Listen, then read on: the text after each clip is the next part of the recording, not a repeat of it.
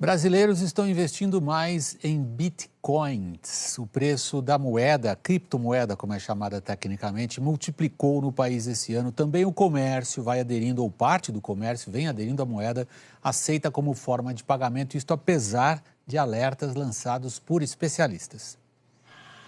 O dono do restaurante pensou, se brasileiro curte uma novidade, vai gostar de pagar a conta com Bitcoin.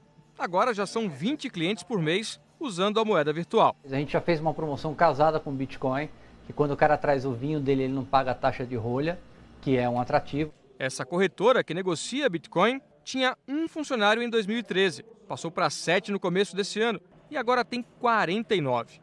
Dmitry é o mais novo contratado. Eu acho que é uma questão de você poder mudar o mundo, né, de uma certa forma.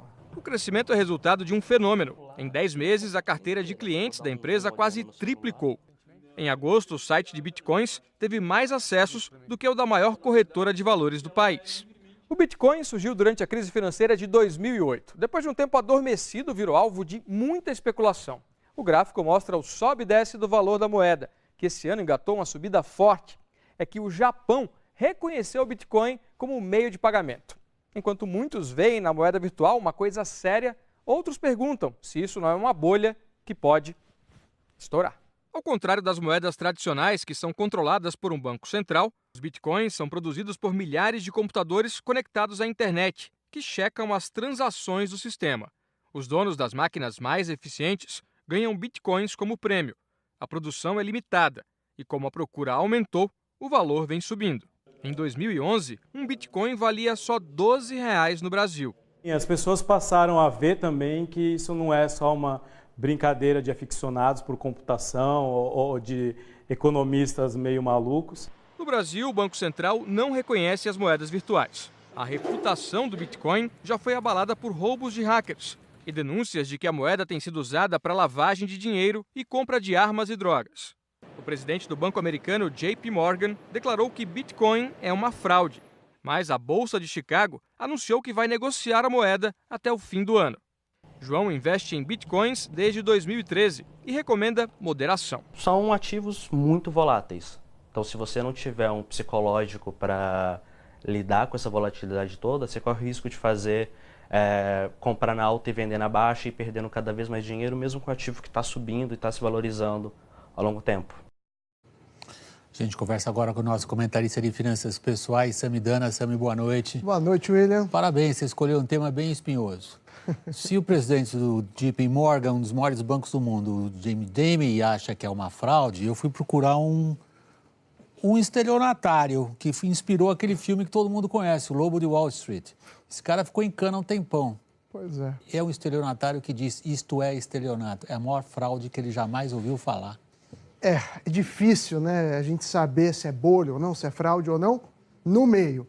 Mas a gente vai tentar esclarecer um pouco. Boa noite para você que nos acompanha. Primeira coisa, William, do ponto de vista de economia, o que define uma moeda? Eu não estou falando de regulação, não. Estou falando das propriedades da moeda. São várias propriedades, mas eu destaquei duas: reserva de valor e instrumento de troca. O que significa? Reserva de valor é você deixar o dinheiro e saber que seu patrimônio está assegurado. Por exemplo, na época de hiperinflação, no Brasil, a moeda não tinha reserva de valor. E aí, as pessoas trocavam por dólar, por outras coisas. Instrumento de troca. Essa moeda é aceita? As pessoas conseguem negociar? Por mais que tenha aumentado, ainda pouca gente aceita no Brasil. Então, a resposta é: não dá para considerar o Bitcoin como moeda, pelo menos por enquanto. E vamos passar para a próxima coisa. O que determina o preço?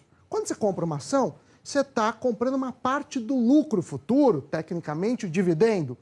Quando você compra um título de dívida, seja o Tesouro Direto, uma empresa, ou até um CDB do banco, você está apostando na capacidade da pessoa que tomou o dinheiro pagar ou não. No imóvel, quando você compra um imóvel, como investimento, você tem o aluguel.